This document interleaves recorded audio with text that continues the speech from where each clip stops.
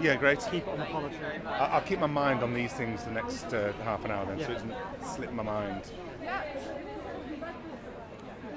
like it's literally like this is for the electorate, not the.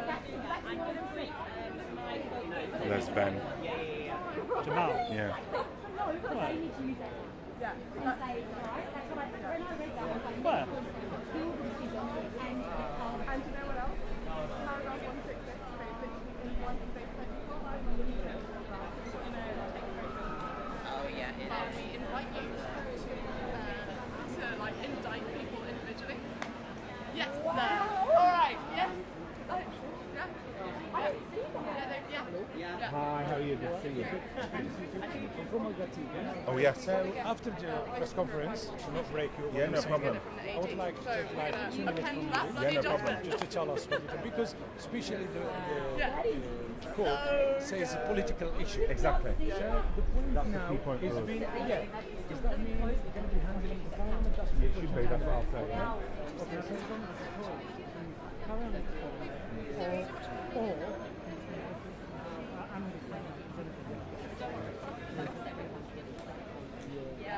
because if the court today says no, automatically with legal. Yeah, now it's a It literally, doesn't it help? Yeah,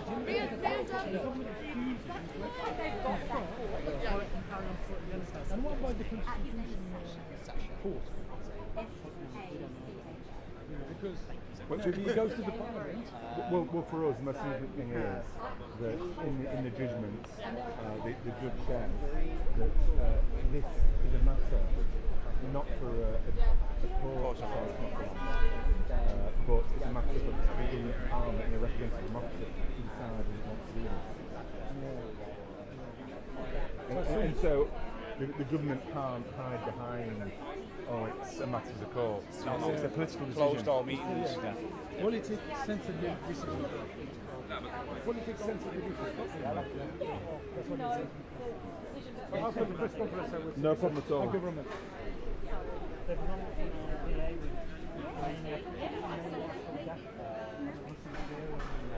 Do you want to wait for them? Because they might, glam people might start. Let me just check what time they're starting. I don't want you to miss their time. It's so cynical, isn't it? I think what? Okay, we've got 9 minutes. Along with maniacs, murder cults, and Russian imperial movement. Yes. Alright. They don't sound nice, do they? Well, this used to make it harder. The first one's a ban Richard used to It's got to see shit. Yeah, absolutely. Hi, Callum. Nice to meet you. stop that or continue being and that's just the politics. There's also some newspapers who say stand aside for their personal anti-politics.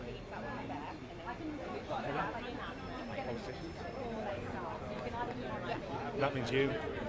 You'll look good in the Doreen is her first name. I'm not sure what her second name is, but she's reading off her statement for the organisation. D-O-I-R-E-A-N-N-E.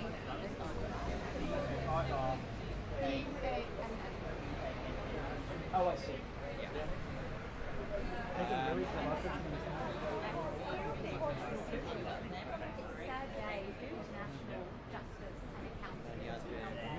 Then, no, then Carried out by Israel. and one of them. Today is given a free right for this UK government to continue to supply F-35 lethal components that are used by Israel in Gaza. But that does not change the facts on the ground. This government is acting in violation of international law. It's due to prevent genocide and its obligation under the Arms Trade Treaty. Okay. Test. شايفني؟ We will keep fighting. Okay. تمام. 1 2 1 test. We'll consider whether we also intervene at the next stage. But this Okay. and also, the Okay. judgment has invited Parliament to take action. So it's critical now that the representatives of the UK population take action and make sure that the government is transparent Hi, Rich. Hi, how are you? Nice to see you. Yeah, Good to see you. I'm okay doing the second side. Yeah. Thank you so much for coming down. Well, I think this gives us an opportunity, actually. Yeah. Which is what I'll be saying, in that the judgment makes it clear it's a matter for the government and Parliament to decide whether or not it does this. Exactly. And so the government has been hiding behind that it's a matter of courts and legality. So actually, we can no longer pass the buck anymore. And what I'm going to say is, well, the government can either stop these exports now, or if they don't want to do that, that's what we're going home to now. And that will be a way forward.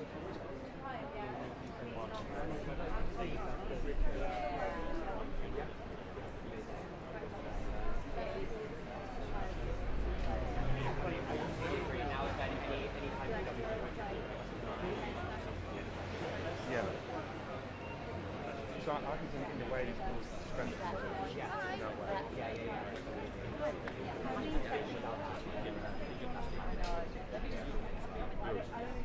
So, Diana sent me how's it going? McCarthy. I was just saying that we need to now get Parliament MC, Yep. C, Yep. A or THY. no way. And Durin, is that how it's spelled? Darren, that is how you spell it. Amazing. Yeah, but it just sounds completely different. Yeah. No, that's great. No transparency. Yes, so Diana, she sent me a green message, so maybe... All different, 100% difference without any transparency and accountability. I mean, Parliament's role now, like, government's across the board.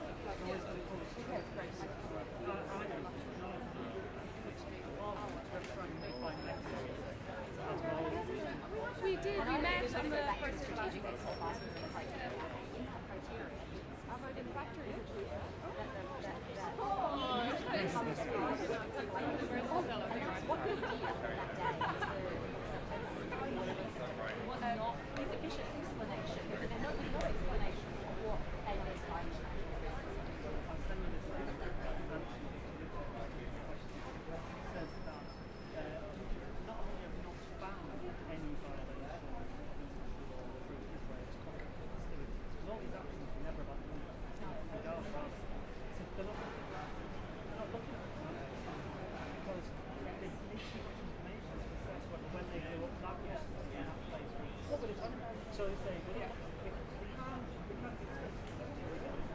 Darren and other and Russia must provide Yeah. I mean, it's absolutely, it is faster. It is 100% faster. But we were, Charlotte and I were talking, and we're like, this literally is like official court judgment. Saturday. Like, it's complete deference to the executive. I think there are whole judgments that can be ground. I think that's going to be its downfall. 100%. And it's going to be appealed. And like, is he? That's what exactly. I don't want to be necessarily in the middle of it. we will get it. But you push. Exactly. So much for my consensus. Yeah, and also, explicitly said this is about the democratic process. So let the democratic process play its role. Yasmin had a good phrase.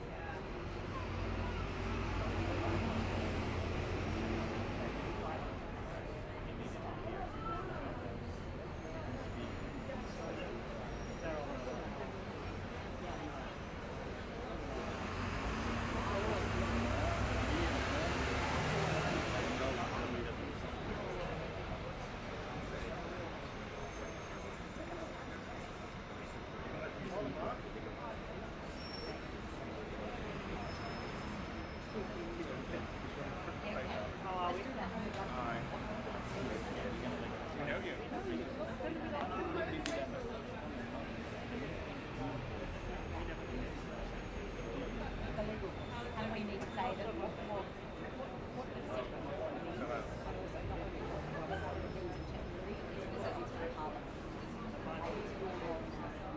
What name is the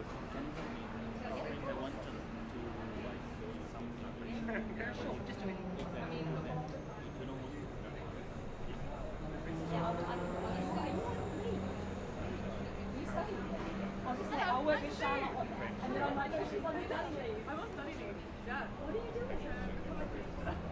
Oh, are you? I thought you were already on study. Yeah. No, I'm actually,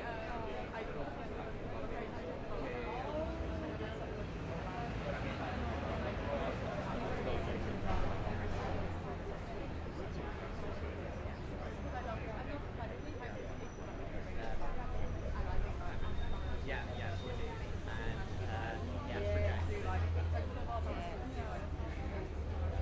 then just come on. yeah, I'm currently taking my course. I did that. Along with all the other 23-year-olds and I'm like, I had to do it too. I came in press qualified from the took all my exams. Sucks. And you have to do Just, I can leave that now.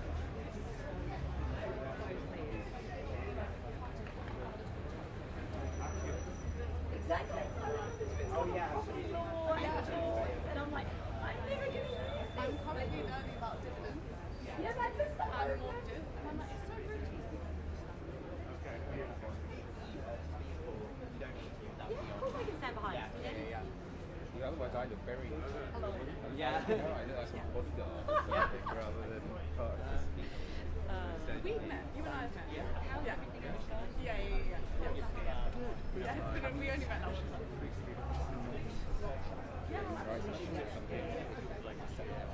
Yeah, Janine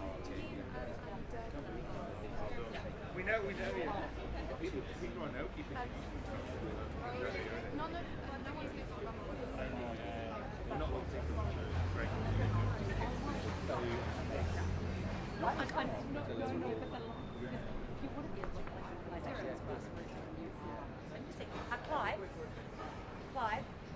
Clive. Yeah, exactly. So eventually got to get back. You go in, you should go in here. I can go.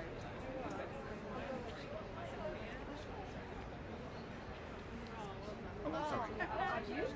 Maybe you go in the, if you're with Al-Haq, maybe you should go there. We're just intervening. Yeah, you should be more central. Yeah, you should be more central than us. Just have no water bottle. Oh, you'll put it in my bag. Put it in. Then that grey bag is mine, push it or whatever you need to take. Hi everyone, thank you so much for coming at late notice. My name's George, I'm a lawyer at Glan. I'm just here to introduce the speakers. So I'll pass on to Janine Walker, who's a lawyer at Glan, to speak about the judgment that was handed down earlier this morning. Thank you. Thank you so much for coming. Is this good? Yep. Okay.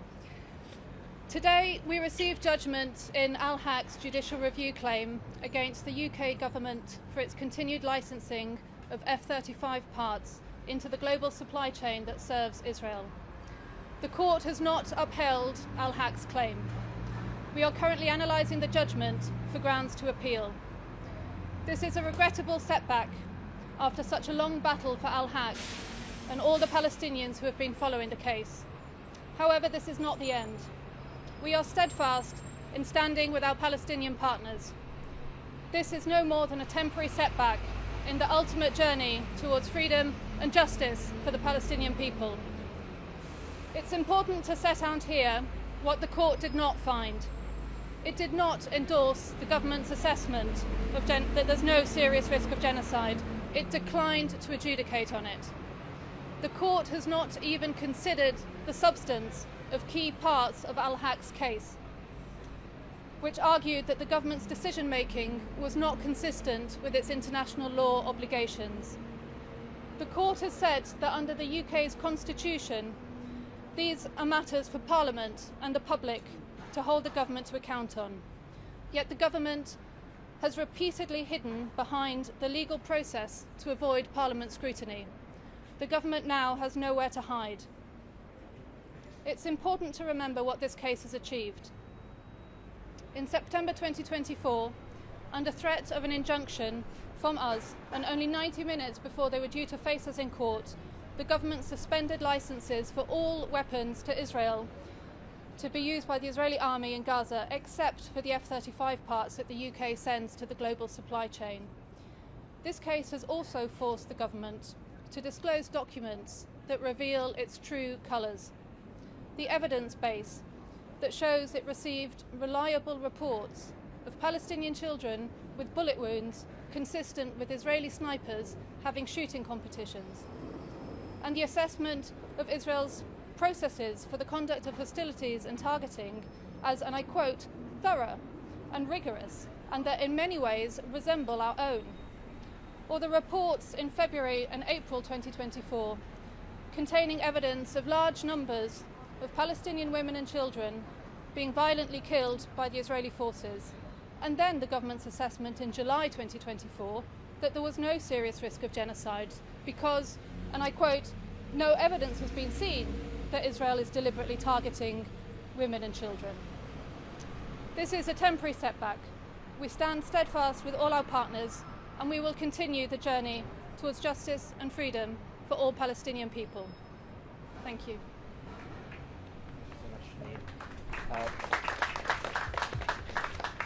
Thank you, Janine, for that. I'm now going to pass over to Doreen McCarthy, who's a legal researcher at Al-Haq, who brought the claim. Thank you very much.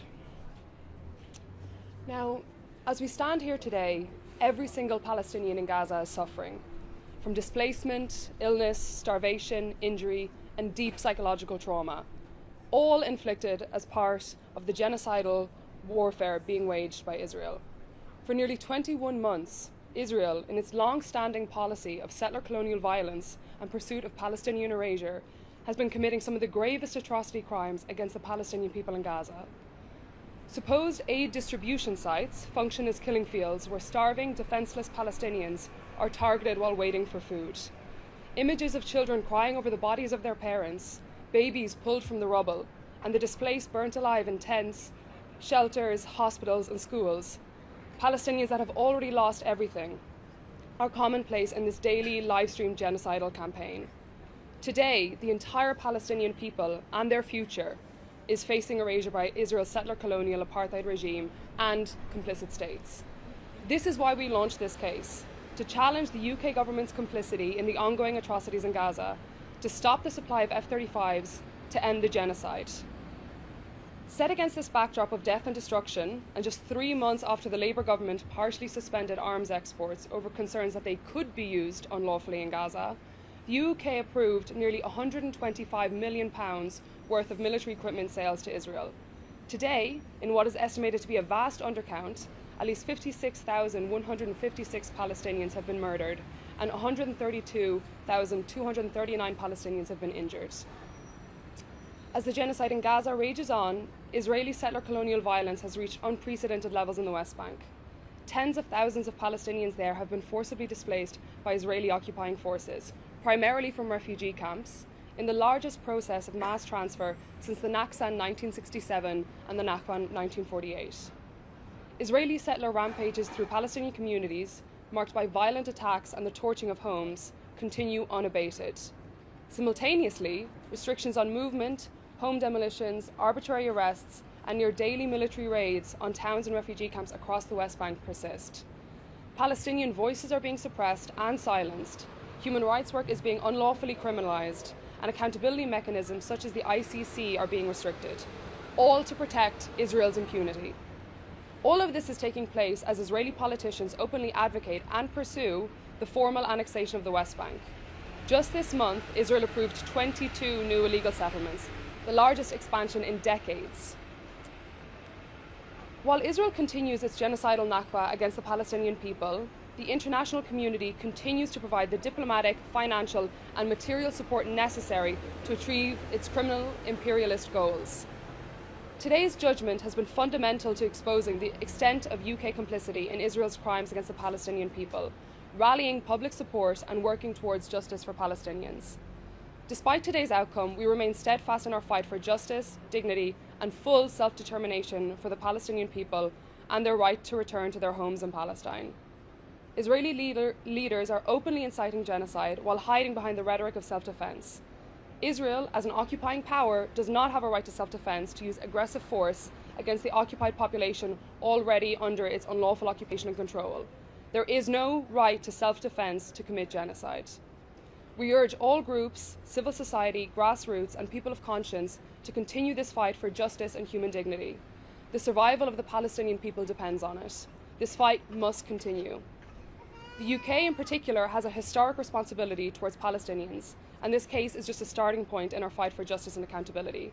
States, which have been put on notice, must impose a two-way arms embargo, sever all diplomatic, political, economic, and trade relations with Israel, unseat Israel, an apartheid genocidal state, from the UN General Assembly, arrest and prosecute perpetrators and enablers of genocide and other international crimes, including dual nationals serving in the IOF, demand an open and unimpeded access to humanitarian organizations, fact-finding missions, state representatives and diplomats, and journalists to the Gaza Strip, and finally call for an unconditional end to Israel's settler colonial apartheid regime, rooted in death, destruction, displacement, land theft, racial oppression, domination, strategic fragmentation, and persecution and erasure of the Palestinian people. It is our collective duty to ensure Palestinians are able to exercise their human rights, including their fundamental right to self-determination and return to their homeland. We cannot achieve real justice without addressing the root causes of the genocide and continuing injustice of the past. Free Palestine.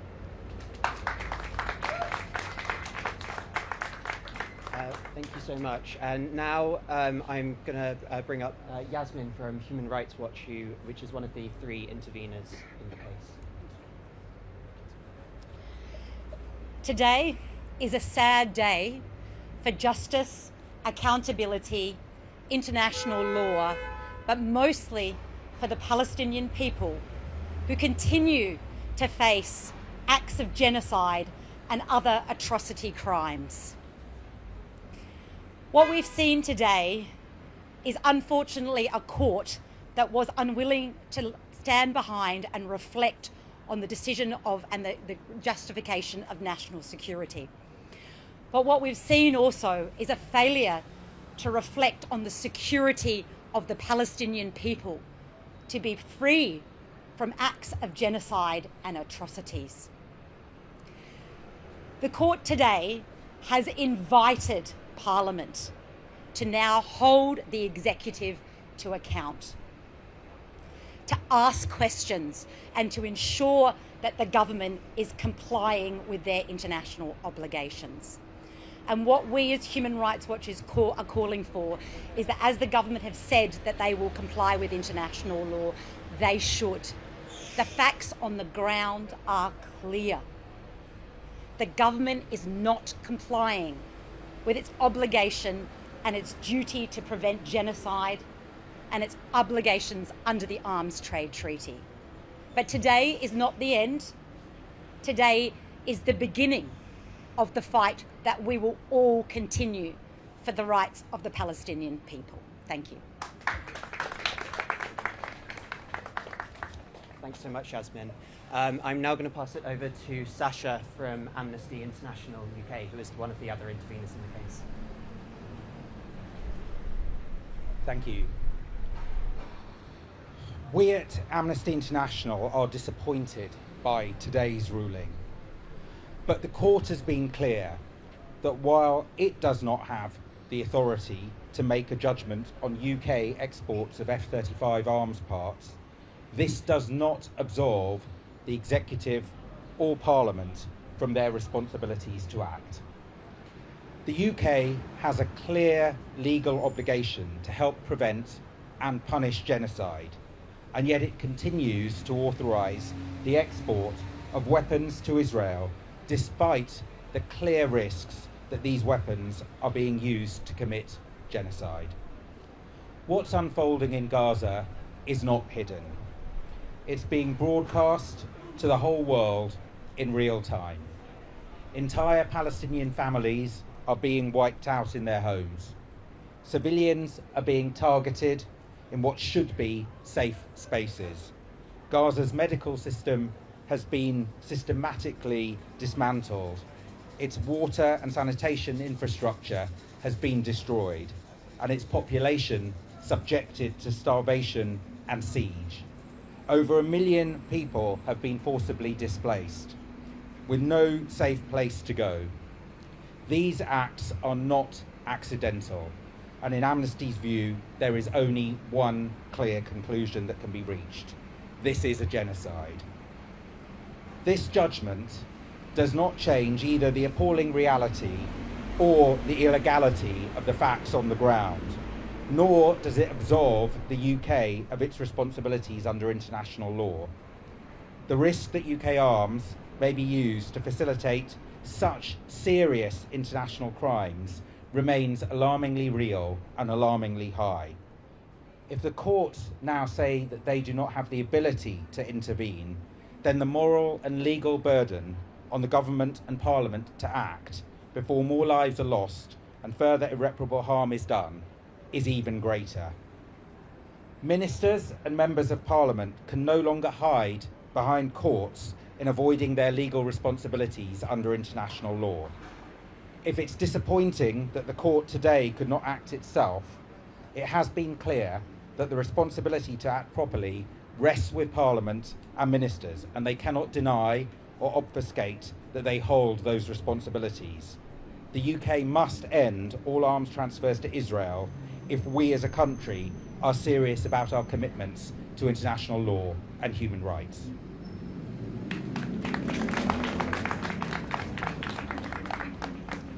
Speaking next will be Shahid from Oxfam, which is the third NGO that intervened in the case.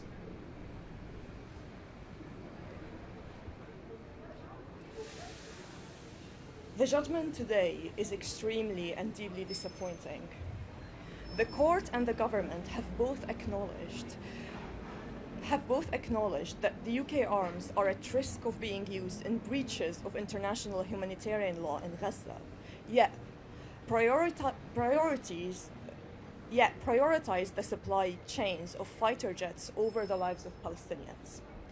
It is unconscionable that the government would continue to license the sale components of the F-35 jets, knowing that they are used to deliberately attack civilians in Gaza and destroy their means of survival, including vital water supplies. In the 10 months since the government suspended some arms licenses to Israel, over 15,000 people in Gaza have been killed. The majority of those are women and children. There can be no excuse for the UK government's continued complicity in war crimes and crimes against humanity. The UK government should do what is morally right and immediately suspend all arms sales to Israel. And we at Oxfam will continue to support Al-Haq action following this hearing, and we will continue to hold the UK government accountable to its obligations under international human rights law and the Arms Trade Treaty, and most importantly to the Palestinian people in Gaza. Thank you so much. Thank you so much. Next up to speak, and we're delighted that she's here, is Amaravati from Health Workers for Palestine.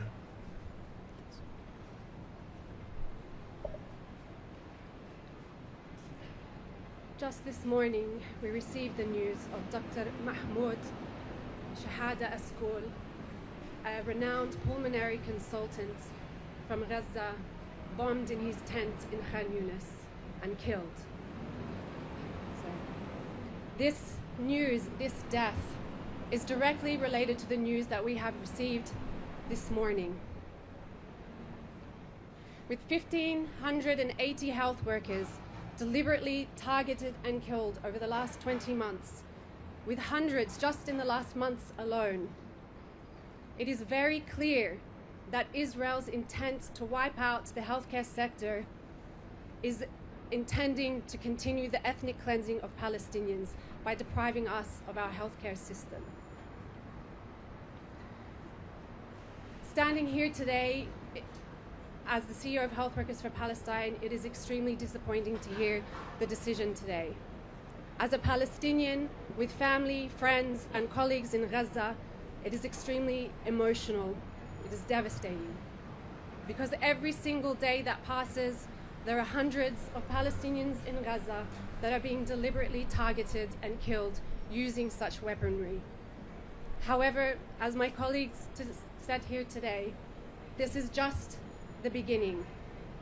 and as a voice dedicated to amplifying the voices of Palestinian healthcare workers from Gaza and across Palestine, we will not stop, because ending the supply of arms to Israel is the bare minimum, and holding this government to account for its complicity and its obstruction to justice is just the bare minimum. And we are buoyed by our allies who are standing here today, by Gilan and Al-Haq, who took this case forward and remain committed to pushing this case through. And we are inspired by the healthcare leaders in Gaza and across Palestine, who every single day wake up to the realities of living and working under a 77-year occupation. So we are not surprised by the news today, given the UK government's long history of complicity and obstruction of justice. But it has galvanized us, and we will continue to struggle for a free and liberated Palestine with a Palestinian-led healthcare system. Thank you. Thank you. Next up is Richard Burgeon, MP.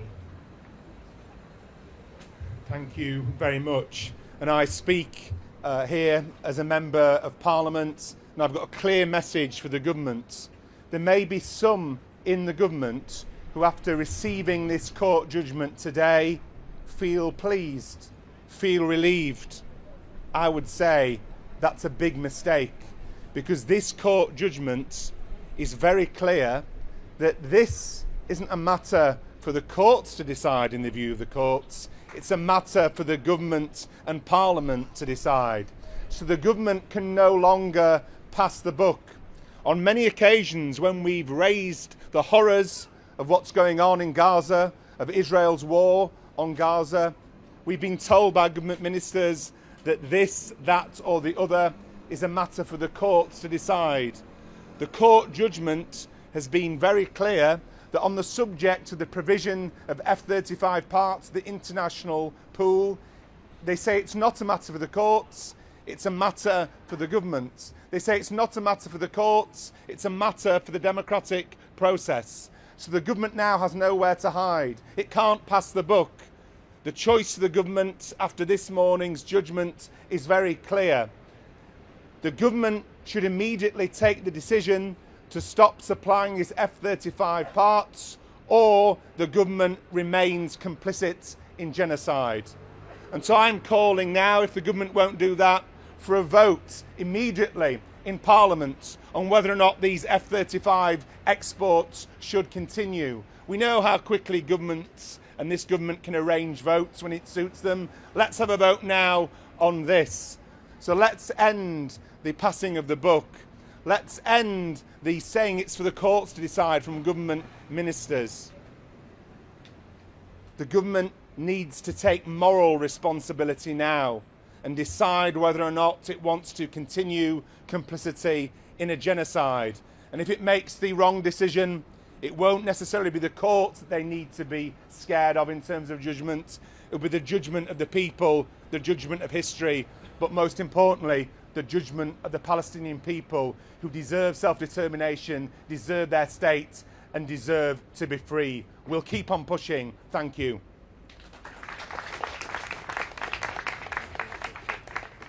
Thank you so much, Richard, and for everyone who attends. That will conclude the speakers for today. We'll remain around for any questions. Thank you very much.